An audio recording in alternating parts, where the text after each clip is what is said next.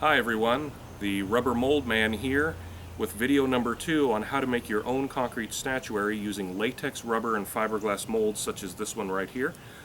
This video is going to focus mainly on the proper mold release that you need to use for the molds depending on what you're going to cast. And remember, these molds, now for these videos I'm mainly showing smaller molds. The molds can range in size from itty bitty tiny molds right up to giant life-size figurines. Most of the molds I make and work with are usually about 3 feet or so and under, just for the simplicity. But there's thousands of different styles out there. For the most part, what I'm going to show you today is going to apply to almost all latex rubber molds. And keep in mind, latex rubber makes nice detailed pieces. I brought a couple more samples here of some pieces I finished up. A nice little cherub on a welcome rock that's popular. Very simple piece, super easy mold, great for beginners. Easy to paint. And then I personally love this little chubby bird here. Lots of detail to it. I painted up as a cardinal or a blue jay. Super easy mold. You literally can make these for pennies each, and they will sell for $20–30 easily when you're finished. So it's a great way to have a fun hobby that can actually make you some money, or you can turn it into a full-blown business. My family's been doing this for decades. It's how we've supported ourselves, running a statuary manufacturing company. So it's something you want to get into. But the problem is not a lot of information on the internet on how to use the molds. What information is out there is often wrong. There's some people out there telling completely wrong things how to use these molds. So the main thing I see that people are confused about is the mold release. Now, a mold release is what you put on the inside of the mold so that it does not stick to the statue when you make it. And there's different mold releases you need for different materials. Now I'm going to go ahead and take this mold apart that I cast in concrete yesterday, and just so you can see how these molds work. Again, this is a fairly simple mold.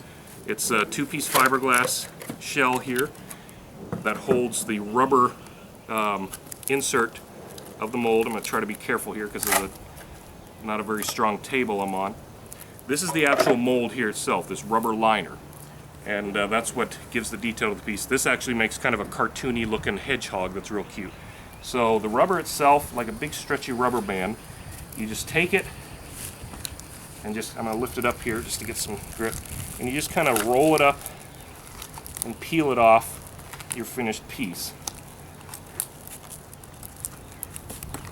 It just, since the rubber is stretchy, it gives way to allowing you to get around all the detail on the piece, and there you go.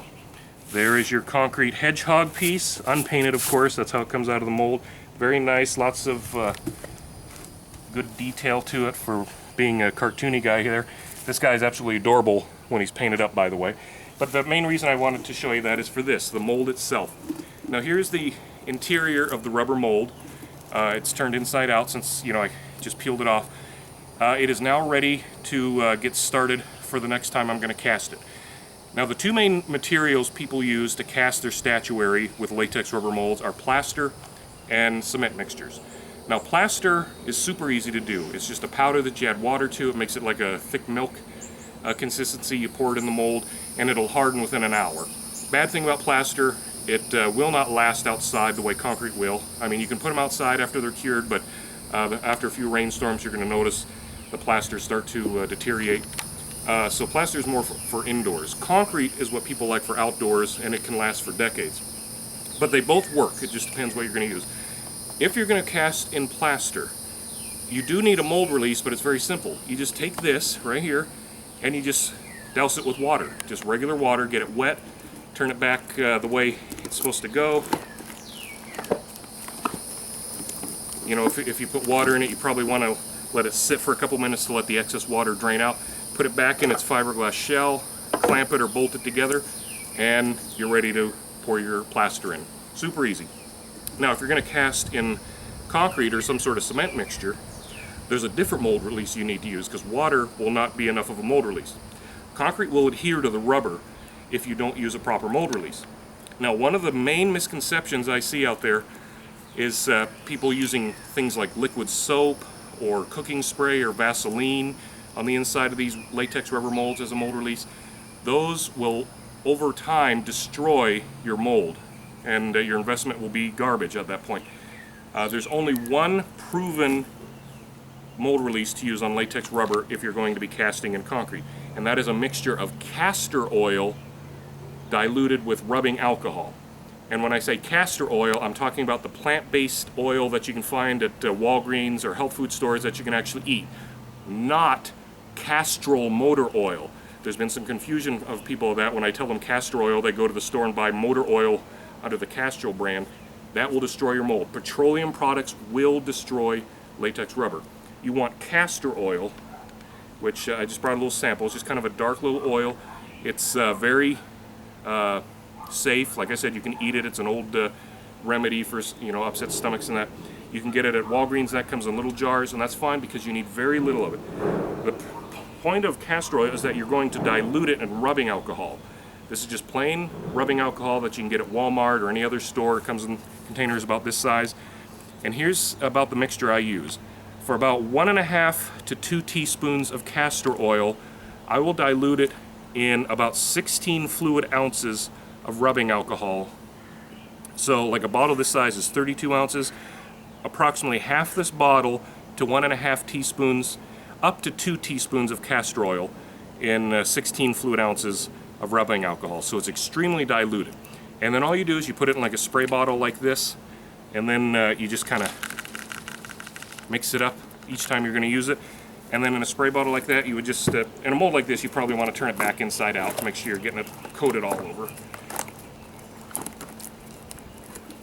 And then you simply spray the mold all over on the inside, wherever the concrete's going to touch. Make sure you get that, you know, upper edge there. Just spray it, give it a good coating. Make sure it's all coated. You don't want any dry spots left on it.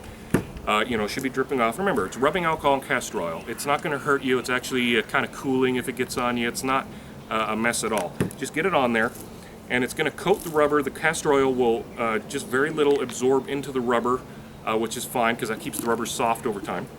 Then what I like to do is take the rubber and actually dunk it in a bucket of fresh water and kind of shake it off. The fresh water just gets that excess residue off from the spray, because when you put your mold back together, you have to remember that they're cast, you know, when you pour the cement in, the mold is upside down like this. So if there's a bunch of alcohol and castor oil mixture in there, it's all going to run down to the bottom, pool up, and then when you pour your piece, you're going to have this rough spot on the top piece here where the concrete couldn't set up properly.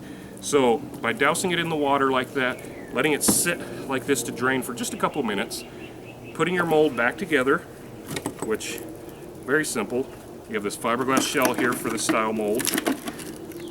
Putting it back together, I use clamps for the most part, but you know, these also have drilled holes in them, so you can use bolts if you want.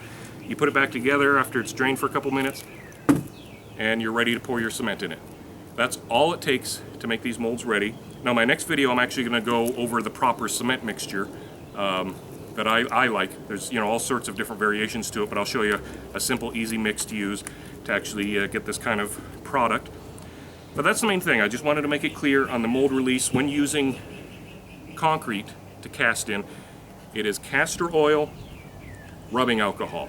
If you use something else, there's people out there that are showing, you know, they use cooking spray, people that say Vaseline and that.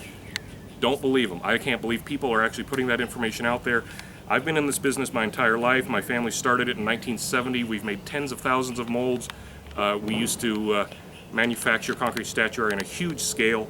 We know what we're talking about. This is all the old timers that are in the business know castor oil, rubbing alcohol is the only mold release you should use on latex rubber molds. There's companies out there that try to sell like specialty mold releases and that. We tried them, most of them are garbage. Just use this, super cheap, you can get it yourself, easy to use, it's safe, it's clean. I don't know why anybody would use anything else. It's the easiest thing out there. And you'll get you know, results like this with your statuary. So that's it for this video. Keep in mind that for the time being I'm selling my molds that I make on a small scale on eBay. My user ID is funbug1952, that's FUNBUG 1952. And eventually I'm going to open up my own website where I'll have more of my molds. I have about 250 different designs that I'll sell overall. You can also contact me directly with my email, which is rubbermoldman@gmail.com, and I'll have this printed on there so you can find it easy. But again, keep that in mind. Those are the main things for getting your molds ready. My next video will focus on actually casting in concrete, and then after that we'll start going over some different paint finishes that you can do that are great for beginners, and we'll take it from there. So thanks for watching and hope to see you soon. Bye-bye.